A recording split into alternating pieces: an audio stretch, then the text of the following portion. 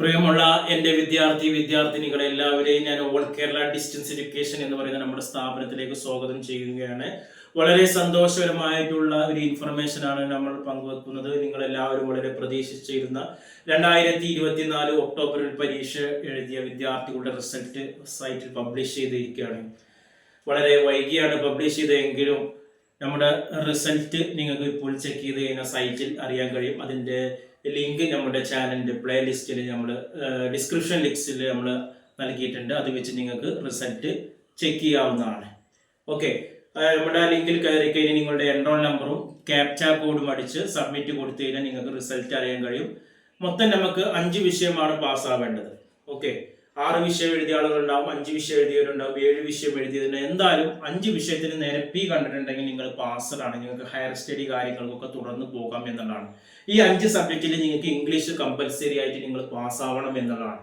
അഥവാ 5 സബ്ജക്റ്റിൽ English പാസ്സായിട്ടില്ലെങ്കിൽ English നിങ്ങൾ എഴുതിയിരിക്കണം. English ഇല്ലെങ്കിൽ സർട്ടിഫിക്കറ്റിന് വാല്യൂ ഉണ്ടായിരിക്കില്ല എന്നതാണ്. അപ്പൊ നിങ്ങൾ റിസൾട്ട് ചെക്ക് ചെയ്യുമ്പോൾ ഓരോ വിഷയത്തിന് നേരം 5 വിഷയത്തിന് നേരെ പി വന്നിട്ടുണ്ടെങ്കിൽ 6 വിഷയം എഴുതിക്കോട്ടെ, 7 വിഷയം എഴുതിക്കോട്ടെ, 5 വിഷയത്തിന് നേരെ പി കണ്ടു കഴിഞ്ഞാൽ നിങ്ങൾ പാസ്ഡ് ആണ്, ഹയർ സ്റ്റഡി നടത്താം. ഏതെങ്കിലും ഒരു വിഷയത്തിന് നേരെ എ പി വന്നിട്ടുണ്ടെങ്കിൽ ആബ്സെന്റ് ആണ്, വിദ്യാർത്ഥിയെ പരീക്ഷ എഴുതിയിട്ടില്ല.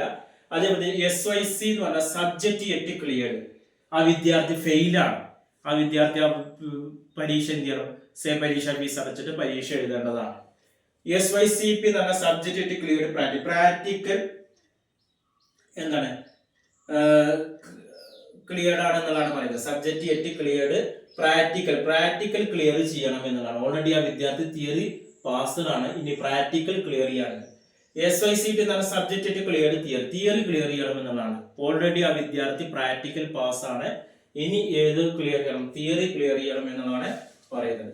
IMP എന്ന് പറഞ്ഞാൽ ഓൾറെഡി പാസ്ഡ് ആണ്, പക്ഷെ ഒന്നുകൂടി ഇംപ്രൂവ് ചെയ്യണം എന്നുള്ളതാണ് അവിടെ പറയുന്നത്. ഈ രീതിയിലാണ് നമ്മുടെ റിസൾട്ട് വരുന്നത്.